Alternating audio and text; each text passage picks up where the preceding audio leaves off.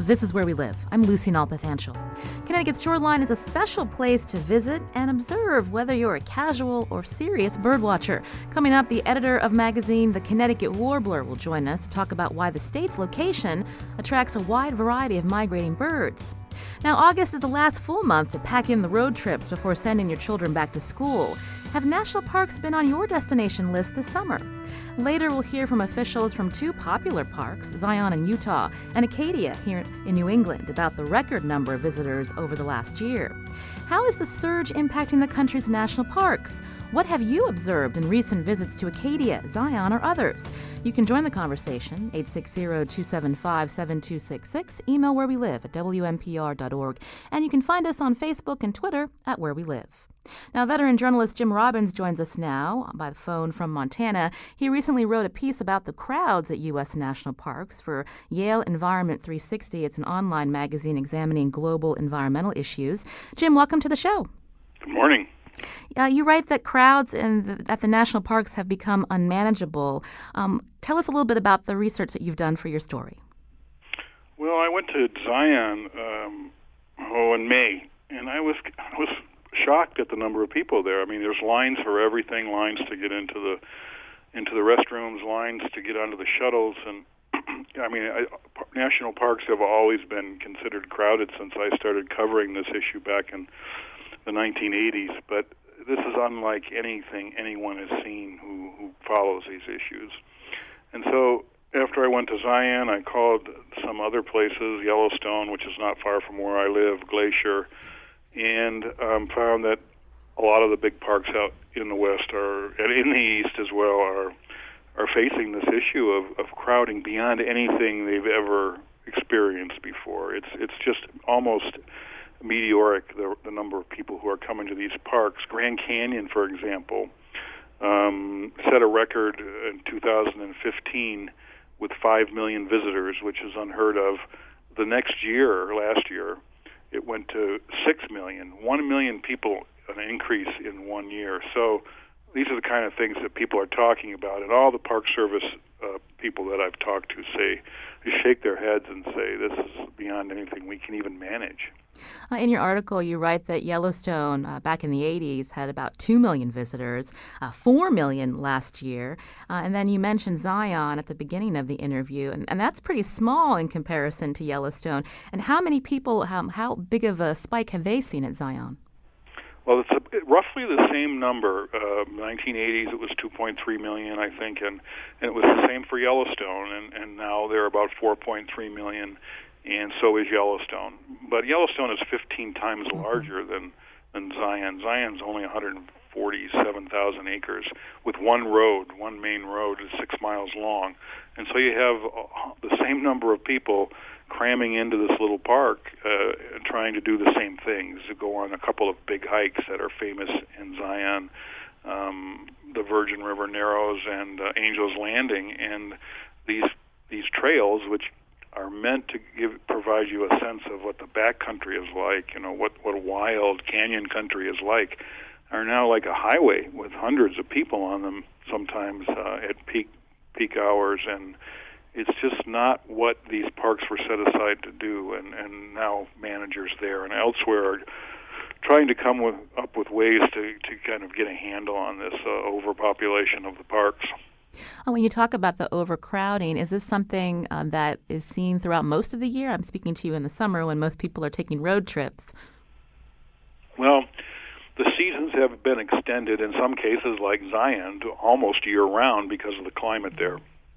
It stays warm pretty much all year. There's a few weeks in the winter when things quiet down, but it used to be that there were 3 or 4 months when there was an off season, but that's gone. At least from what people have told me who are there. And Yellowstone also, Yellowstone still has winter, and they have a winter season, but it's very quiet in the winter because obviously it's very cold. Last year I was there in December, and it was 25 below zero most of the time I was there. But their shoulder seasons, September, October, May, and June, have gotten much busier. And what's going on is a lot of the tour companies realize summer is so crowded that they book these trips now for the shoulder seasons, September and October. And I saw a bumper sticker in Jackson, Wyoming, which is a gateway community to Yellowstone, and it said, "Bring back the shoulder seasons," because now the shoulder seasons are just so jammed with people, and that's what the locals live for, is when the crowds go home and they kind of have the park to themselves. In your story, you mentioned the term green lock, and Zion in Utah being a good example of that. What do you mean by green lock? Well, green lock is a term that I use for gridlock in natural places, and it is gridlock. I mean, Glacier National Park, which is not too far from where I live, you can't, there are great hikes there. You go up to Logan Pass, which is on the Going to the Sun Highway, which cuts through the heart of some of the most beautiful country in our country. It's world famous, this highway, and people come from all over to drive over it. And you get to the top, and there's a parking lot, and you can park and hike any of these trails. There's mountain goats and snow-capped peaks and so on, but you can't park. And the parking lot now is so crowded, and so many people are waiting, that you drive around for a couple of hours and still can't find a place to park, and so you end up not being able to visit some of these places. And the Park Service is loath to expand the infrastructure in these parks, because these parks were set aside to provide a sense of naturalness and remoteness and wilderness. And if you start building bigger and more expansive facilities, you lose the sense of what these parks are set aside for. So they really don't want to do that, and so you're stuck with waiting in line. That's what a lot of people do when they visit national parks these days. This is Where We Live. Have you visited a national park recently? What's been your experience? You can join the conversation, 860-275-7266. Jim Robbins is on the phone with us from Montana. He's a veteran journalist, writes for the New York Times and for Yale Environment 360. His recent article, How a Surge in Visitors is Overwhelming America's National Parks. Jim, how much can this be pointed to all the attention for the centennial of the U.S., the national parks, in terms of the surge that these parks are seeing? That's a good question. I mean, last year was the centennial, 2016, and 100 years of parks. And I think some of that was due to the campaign, the Find Your Park campaign that the National Park Service had. But this year, they're still seeing this tremendous increase in numbers. Glacier National Park just announced it set a record in July with over 1 million visitors in 1 month. When I started reporting on these issues in the early 1980s, they got 650,000 people a year. So it's not. I think that Find Your Park was maybe part of this, but there are a number of other factors that are leading to this kind of increase that people point to. One is social media. Someone goes up to Logan Pass, or they go to the Arches National Park, and they show these tremendous views. They take a selfie and they put it on social media, and people say, "Gee, I want to go there. I want to see that." And then it's exponential. They do the same thing, and so that's part of it. Part of it is 10,000 people a day turn 65 and retire, and they want to travel. And the number of travelers has grown immensely. And I should say this is not just a problem for the national parks here. This is a problem for tourist destinations all over the world.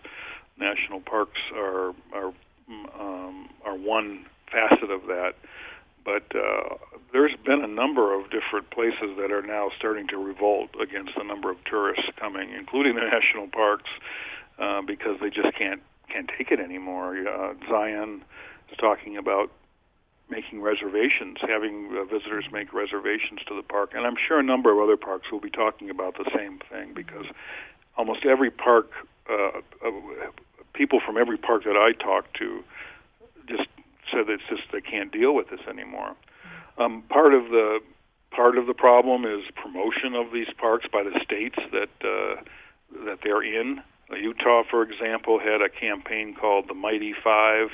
All over the world, they ran advertisements urging people to come to Red Rock Country and to see these canyons. And of course, it's dramatic stuff. It's dramatic scenery, and so it's been effective.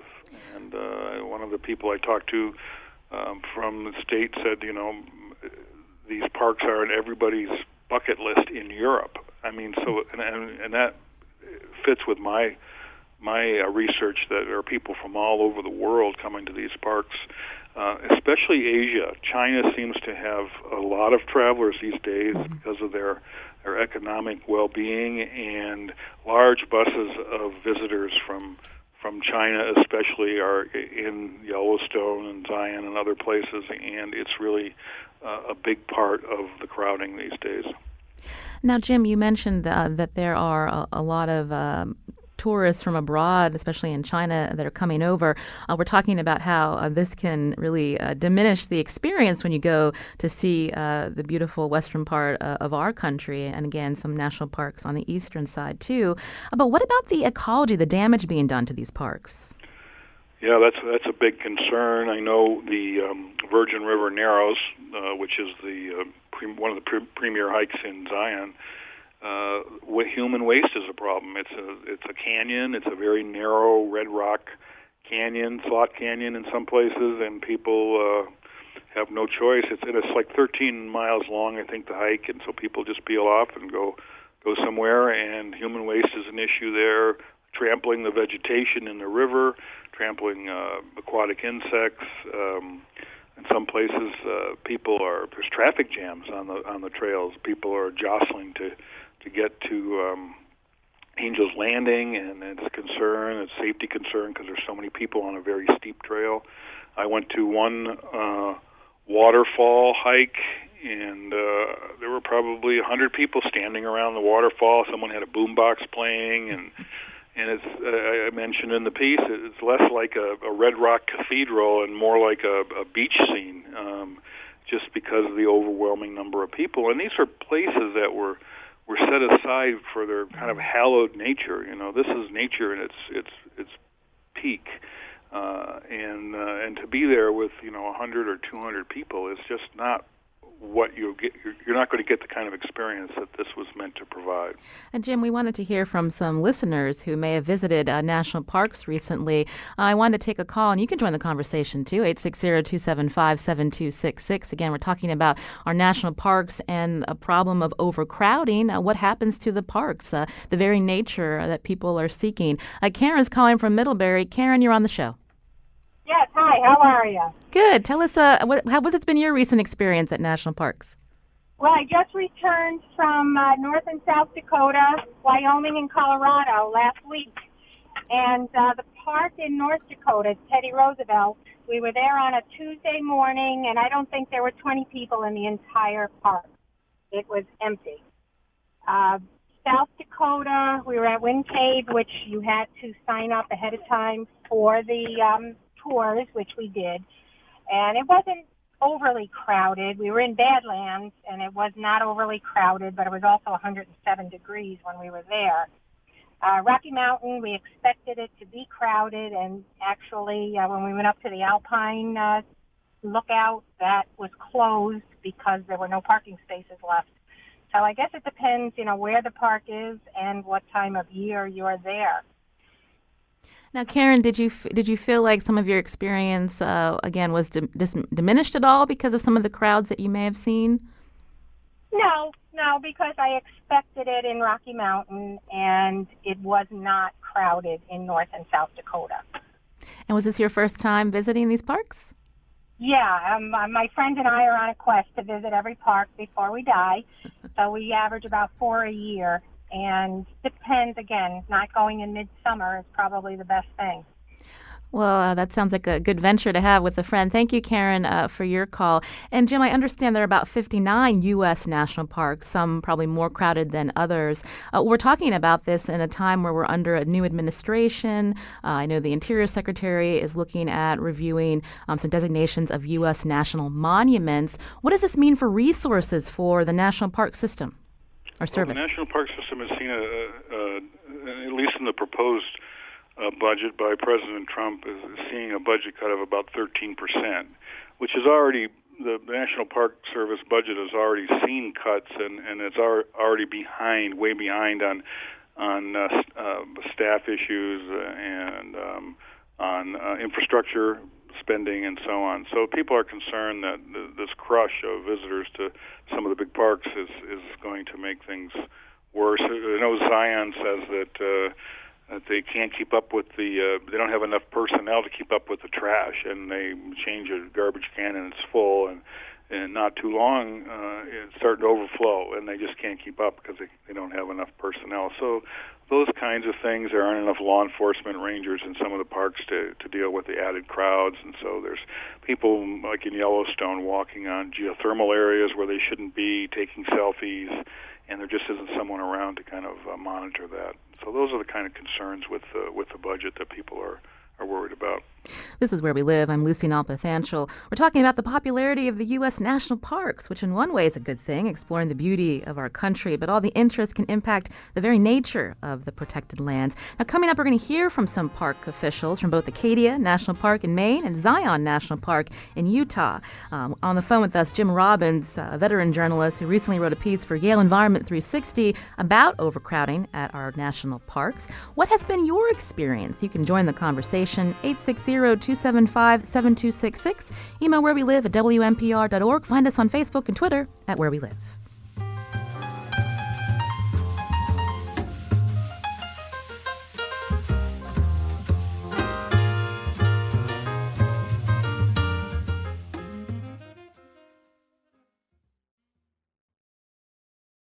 This is Where We Live. I'm Lucy Nalpathanchel. Have you visited a national park this summer? We want to hear from you, 860-275-7266. We're speaking with veteran journalist Jim Robbins, who recently wrote a piece for Yale Environment 360 about overcrowding at some of the national parks and how that's impacting the whole rustic experience and the park's ecology. We're going to hear from park officials from two parts of the country now, Zion National Park in Utah and Acadia National Park in Maine. And again, you can join the conversation, 860-275-7266. I want to first turn to Ali Baltras, Chief of Interpretation and Visitor Services at Zion National Park in Utah. Ali, welcome to the show. Good morning. Good morning. Thanks for having me. So I understand Zion is fairly small in comparison to some of our other national parks, but the number of visitors has increased exponentially. What makes people go to Zion? I think there's a number of things. We've been seeing it over the past probably 3 to 4 years that we have been really increasing. We were stable from, about 2.4, 2.5 million folks, and then we went up to 3.1, 3.6. Last year was 4.2. So I think it's a combination. Gas prices are down. A lot of people are traveling. A lot of citizens are traveling throughout the country.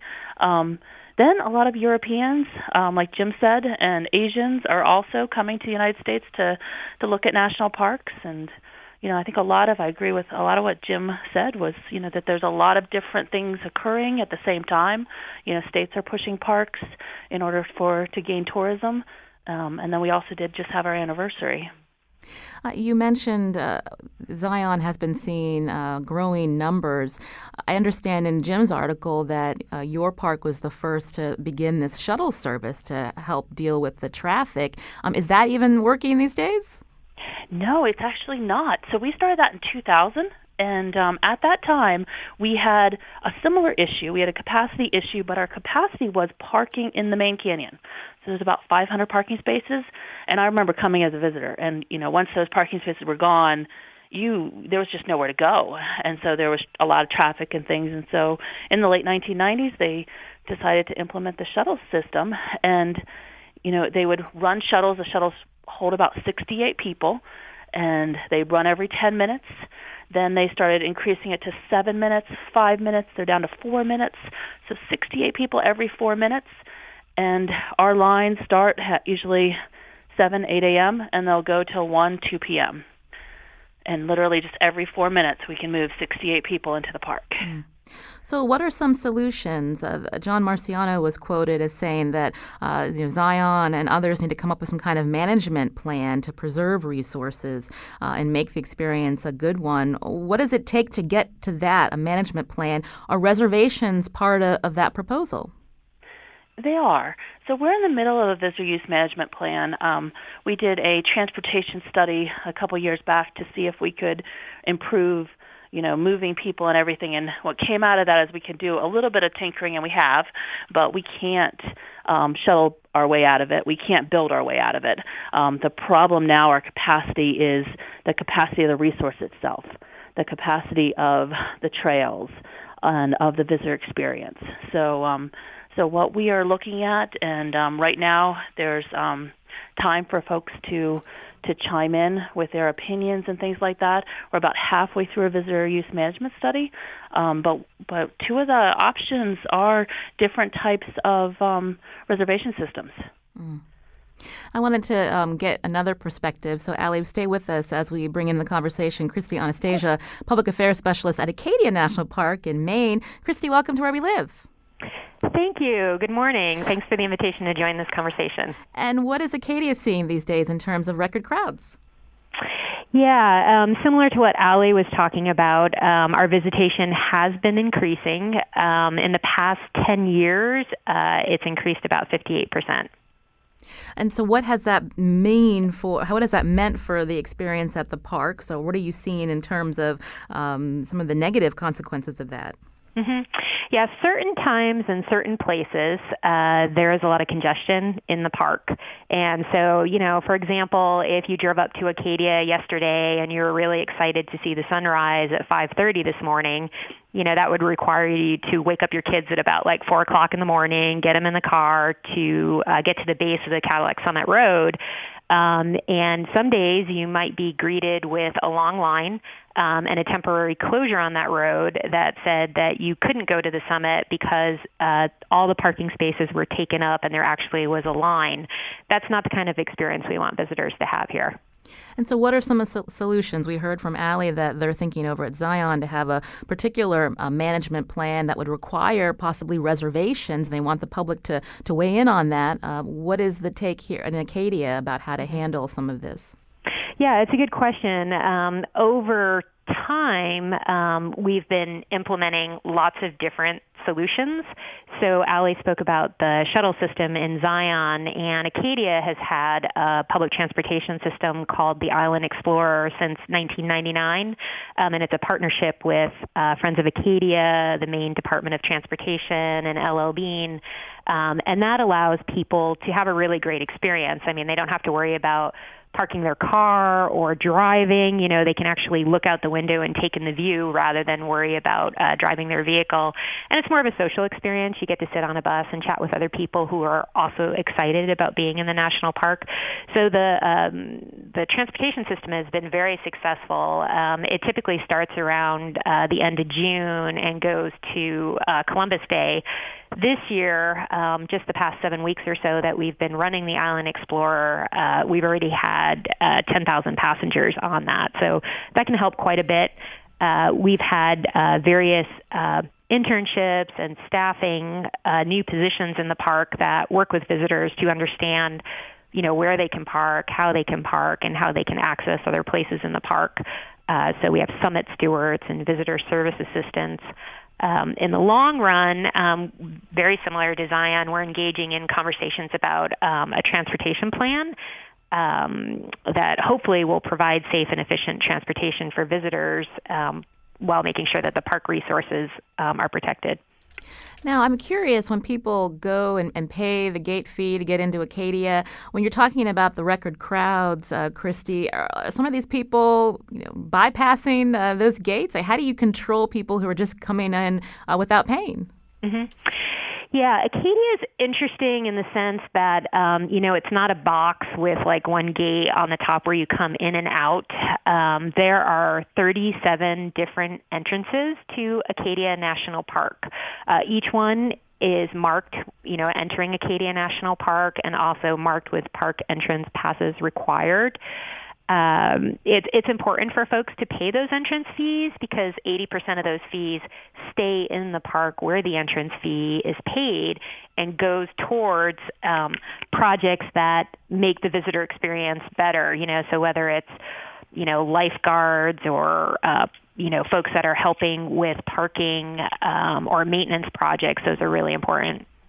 I want to take some listener calls. Again, we're talking about overcrowding at some of U.S. national parks. And if you've come back from a national park recently, we want to hear about the experience of your visit. 860-275-7266. We have parks officials from both Zion and Utah and Acadia and Maine on the phone, as well as veteran journalist Jim Robbins. Seth is calling from Colchester. Seth, you're on the show. Hi, good morning. Yeah, I just returned with my family from a trip to Yellowstone, and I'd made the mistake of going on a weekend in midsummer, and it faced a lot of crowds, and especially lines at the bathrooms, which was a bit of a challenge because it interrupted the experience. But I think overall, my curiosity is if there's a demand for it, couldn't we just charge more for entrance, maybe by person and not by vehicle? And therefore, that would maybe draw down the amount of people who go, or just increase the resources available to support the site. Well, thank you, Seth. Yeah, your cell phone is cutting in and out, but we did hear your question. I'll let Allie Baltras take that one in terms of Seth asking, why not just increase the park's fee? How much does it cost to enter Zion? And what would it take in terms of raising the rates? I would assume there'd be some backlash, Allie, from people who don't want to pay too much. Yeah, I think the concern with raising rates at any of the national parks is to raise it out of the reach of the average citizen. We definitely want to maintain our ability for everybody to be able to use the parks. So I think that's where the concern is about raising it. For Zion specifically, we really. Yeah, there's no real good way, then you would make it an elitist type park, and I think that's really a concern. So we want to do whatever we can do. We want to make sure we're fair. So we want to make sure that if we're limiting the number of folks that can come, that we're doing it equally between commercial use and families coming. But we really don't want to move it so far out of range that families won't be able to enjoy the park. Allie, increase in fees, a possibility considering that the president's administration is looking at cutting National Park Service by 13%? So it's a possibility. We do our fees nationally for the most part. So we would need to raise it on a national level, and we did that just recently. So I don't know that is something that is on the table individually for each park. We're looking at ways to utilize fees so that maybe it's not a 5-day pass or something like that. But we're probably not going to raise them again right now. You can join the conversation on Where We Live, 860-275-7266. Speaking of cost, Lynn from New Rochelle is on the line. Lynn, go ahead with your question or comment. Well, I just got an email from my college alumni association, and they asked all of us to purchase the senior lifetime pass because at the end of August it's going from $10 to $80. That seems like a big bump. Jim Robbins is on. In light of the National Park Service reducing the proposed budget by 13%. Yes, it is. And since we travel, we're the senior citizens of which you spoke who visit the parks in great numbers. I don't know how this will impact our numbers and whether this is a conscious effort to limit the number of people visiting in the light of the senior citizen population. Now, Lynn, we're hearing that because of overcrowding at some of these parks, there's lots of negative impacts on the parks. If this money could be used to help deal with that and with the management of the parks and to protect some of these lands, is that something that you'd be open to doing? Of course, but why is the onus falling on the senior citizen? If you're going to raise the rates, then you do it across the board. You don't select a certain cohort and increase only their fees. All right, Lynn, that was Lynn from New Rochelle. I'll have Jim Robbins take her comment as well. Again, he's a veteran journalist, been focusing on the U.S. national parks for some time, and he wrote a piece recently for Yale Environment 360. I understand, Jim, that the senior pass has stayed at $10 since 1994. That's right, and $10 is a lifetime pass. So when you turn 62, which I actually just did this year and got my pass, you pay $10 and you get into any federal reserve, that's national parks, monuments, and so on, for free. So essentially for the rest of your life. So it spends such a low amount paid that it's rather than saying, well, this is a way to fund the parks, Congress has said, well, we need to raise this, and it's just too low. So I think that's what's driving it. But I wanted to mention that I think a couple of the other strategies for dealing with crowded parks. One of them, you had a caller who talked about how Wind Cave and Teddy Roosevelt weren't crowded at all, and so one of the things that strategies that might be done and people are talking about is promoting the lesser known parks nationally, so that you spread some of the visitation to those units. But people are always still going to want to go and see Yellowstone and Glacier and Rocky Mountain and Zion. The other possibility that I've heard people talk about is limiting the number of foreign visitors, because these are American parks and Americans pay taxes to maintain them. And a lot of these international visitors are coming on commercial tours, so maybe there's a way to at least put some sort of ceiling on the number of people who come from other countries. I don't know where that's at in terms of a proposal, or it's just talk, but those are a couple of the ideas behind reducing the number of visitors to these parks. And Jim, in your reporting, I had asked this question to the parks officials a little bit earlier, but in terms of this idea of requiring reservations, is that something that has some teeth? Well, I think Zion could answer that. I think they're the closest to. They're talking about it now. I don't think there are any other places, any other national parks that require reservations for anything besides hotels. And that's another part of this we haven't talked about. It's hard to get into these campgrounds and hotels in these national parks because the people make reservations way ahead of time. So, you decide, well, let's go to Zion, and you go a few days later, and and you can't get in. I mean, there are lines to get a campsite at Zion, and start queuing up at 4:30 or 5 in the morning because it's first come, first serve in some of them, and people can't get in. And by 9 o'clock, the campsites are full.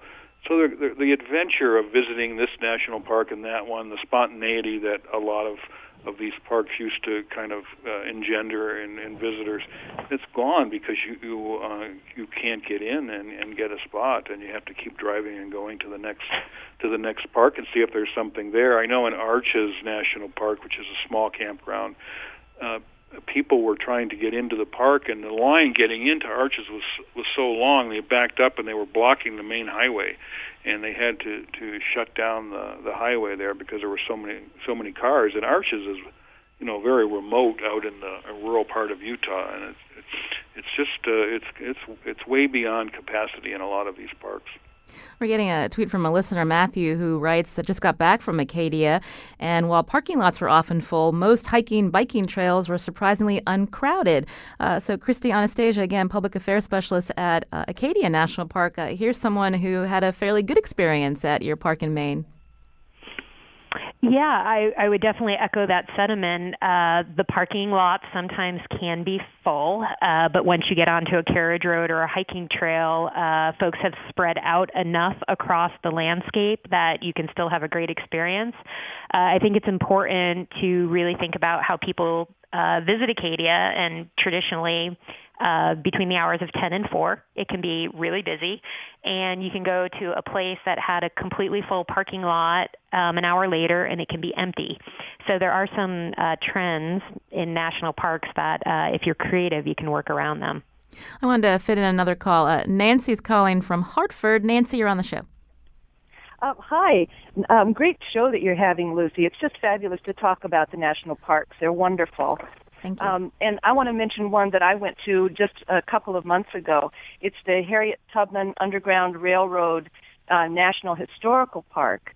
And it's down on the eastern shore of Maryland, where Harriet Tubman was born and where she grew up and lived with her family for the early part of her life.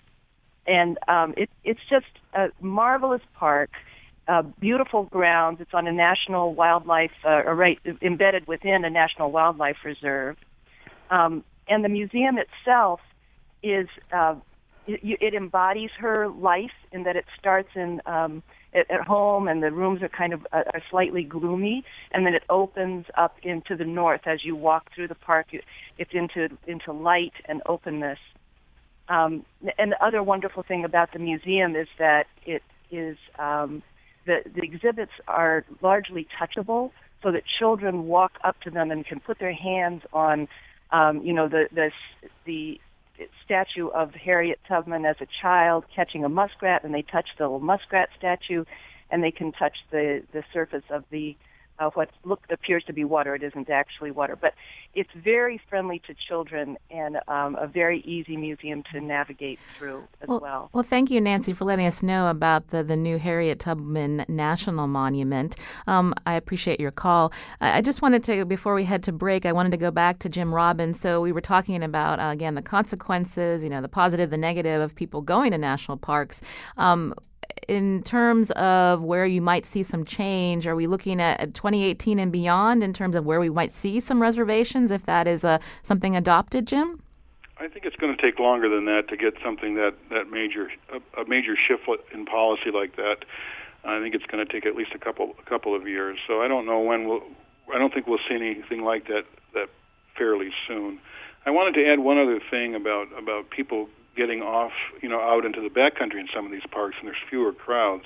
But what happens when people do that is you end up kind of going into those places where there's wildlife, and you end up kind of invading and displacing wildlife in that territory. So even though there's fewer people, there's an ecological side to an increased number of people off trail in Yellowstone and Glacier and so on, and the impact that it has on these refuges for wildlife. These national parks are refuges, and it has an impact.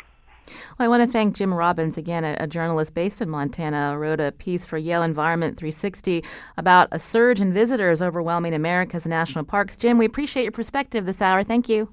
Oh, you're welcome. Also, Allie Baltris, Chief of Interpretation and Visitor Services at Zion National Park in Utah. Thank you, Allie. Thank you very much, and we would love for people to comment on our plan. They can go to our website. We really understand that this is not something we want to do. We're really looking for ways to help the park, though. Well, thank you, Allie, for your time, and Christy Anastasia, spokesperson for Acadia National Park in Maine. Thank you for joining us as well, Allie. Thank you. And Christy. I love hearing from people who love all the units of the National Park System. There's over 410 units, so folks should get out and find those unique stories at all those different sites. This is Where We Live. I'm Lucy Nalpathanchel. Coming up, next time you're on Connecticut's shoreline, you may see birds you've never seen before. Editor of the Connecticut Warbler joins us to talk about how the state's location helps attract a wide variety of migrating birds. Are you an amateur birder? As we head into the weekend, join the conversation. We want to hear from you. 860-275-7266.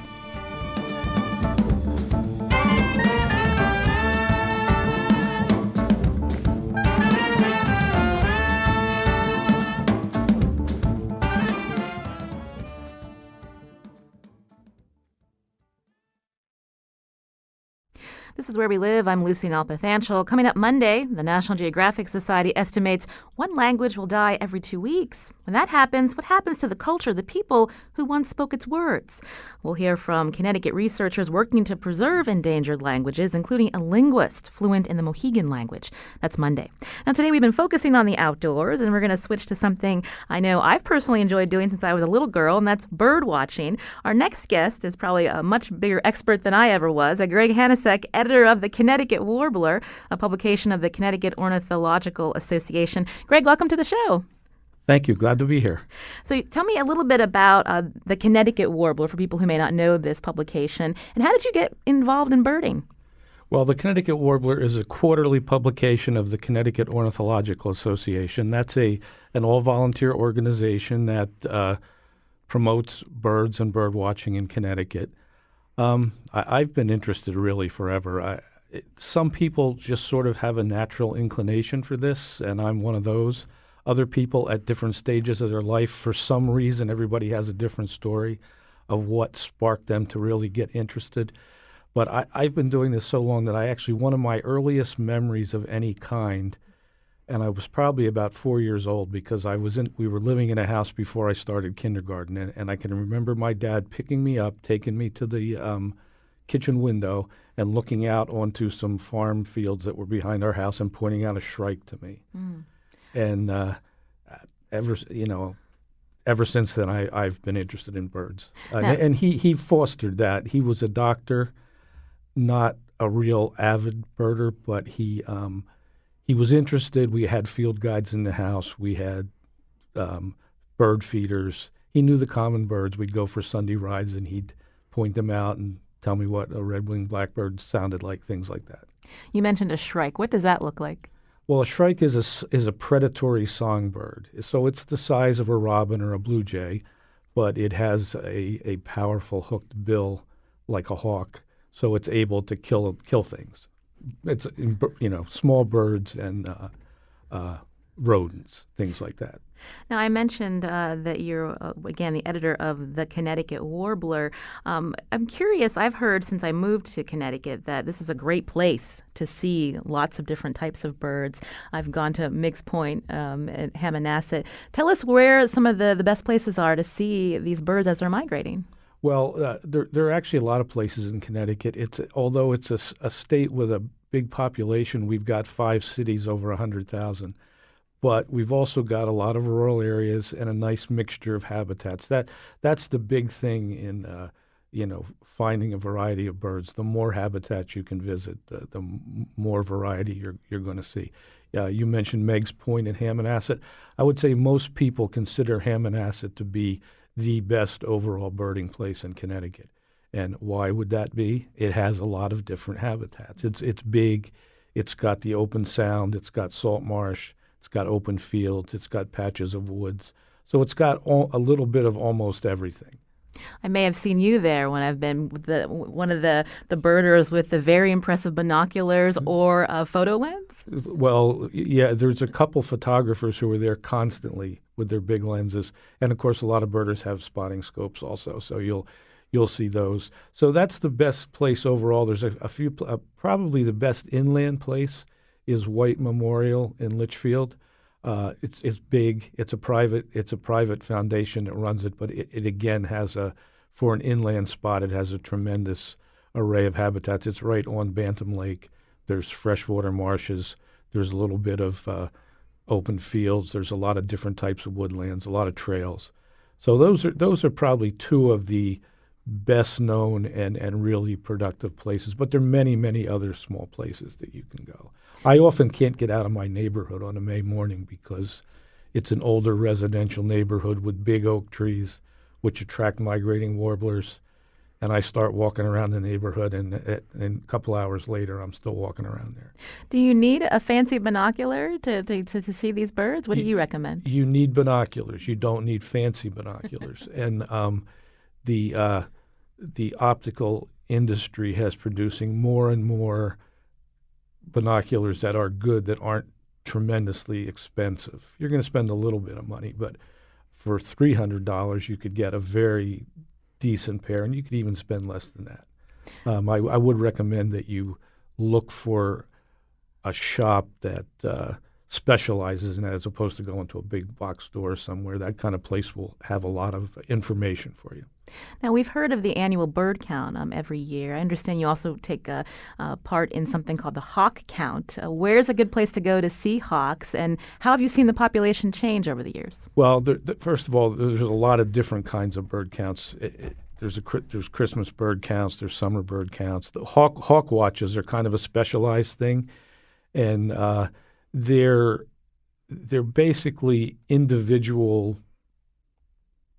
events that are done at different amounts of people are involved. But basically, there's an organization called the Hawk Migration Association of North America. So anyone who does an organized hawk count will send all their information into that place, and then it'll all get collated and get into a database. I participate in the Hawk Watch at Lighthouse Point in New Haven, which is a long-standing one. By the way, these are all fall events. Just because of the nature of North American geography, fall hawk migration is something that you can see visibly because they migrate during the day. And if you're at a spot that, because of the geography, causes them to fly past. So, the most famous place is Hawk Mountain in Pennsylvania, which I grew up with less than an hour away from. So I used to go there with my dad when I was a kid. But Lighthouse Point is different. It's a coastal hawk watch, and really Connecticut is unique on the East Coast in one way anyway, and that's that our coast runs east-west instead of north-south. When birds are flying south and they encounter our east-west coast and see Long Island Sound out in front of them, many do not want to cross Long Island Sound. So they take a right turn and just follow the coast. And the geography around Lighthouse Point is such that they're funneled right into the point because they've got the sound on their left, and then right in front of them when they get to Lighthouse Point is New Haven Harbor. So they're somewhat unsure of what to do, some of them. A lot of them will circle around there. Some will gain altitude and cross. Some will actually go north up the shore of New Haven Harbor and cross somewhere else. So it's a funnel, and it can be very exciting on good days. The weather conditions have to be right. Weather conditions are everything. Get a strong northwest wind, the hawks will come, and the watchers will come. People who are interested in it know what's a good day and what's a bad day. So, Greg Hanasek is a longtime bird watcher, also editor of the Connecticut Warbler. We're talking about birding in the state of Connecticut. We just heard Greg talk about the uniqueness of the location of our state and seeing migratory birds. You mentioned Mix Point at Hammonasset in Madison, also Lighthouse Point in New Haven. What are some other places people can go if they're interested in birding? We just have a couple of minutes, Greg. Well, there are really many places. A lot of our state parks are good. Sherwood Island State Park down in Fairfield County is good. Harkness Memorial out in Waterford, and inland. Really, Connecticut has a lot of state forests which really aren't visited that much. You can, and another thing to bear in mind is you don't need a big place to go and see birds. A lot of people who birdwatch have favorite spots near their house, a cemetery, a little park with a pond, the kind of place that you would never drive a long distance to go to because any given day there might not be much there. But if it's near your house and you can go almost every day for 10 minutes, a half hour before work, after work, at lunch, the amount of things you will see over time, it can be really incredible. You mentioned the shrike that you saw as a child. You participate in the hawk watches. What's your favorite bird, Greg? Oh, I could never answer that question. No, you could never Top do five. that. It's top five. I don't even think I could do that. I mean, first of all, Connecticut has recorded 439 different species of birds. In a given year, somebody who went crazy and really worked at it, and a few people have, you could see 300 different species in a year. You could see 200 in a year pretty routinely if you work at it a bit. So there's a lot of birds, and I think everyone it's what you're seeing now, and you find something really great, and you think, boy, you almost think that's your favorite bird until the next one comes along. Would be very. I enjoy the hawks. I've always done hawk watching. I say the osprey is one of my favorites. It's a bird that has come back from very tough times, but very, very difficult to get anybody who birds a lot to zero in on one. Well, we appreciate you coming in and sharing some of your expertise with us. Again, Greg Hanasek, a longtime bird watcher, editor of the Connecticut Warbler. A really nice profile of you featured in Narratively, and we'll send out that link to our listeners at Where We Live. Greg, thanks so much for coming in. Maybe I'll see you at Mix Point sometime. Okay, thank you. Today's show produced by Jeff Tyson. Special thanks to Lydia Brown. Our technical producer is Kyone Wolf. And have a great weekend. I'm Lucy Nalpathanchel. Thanks for listening.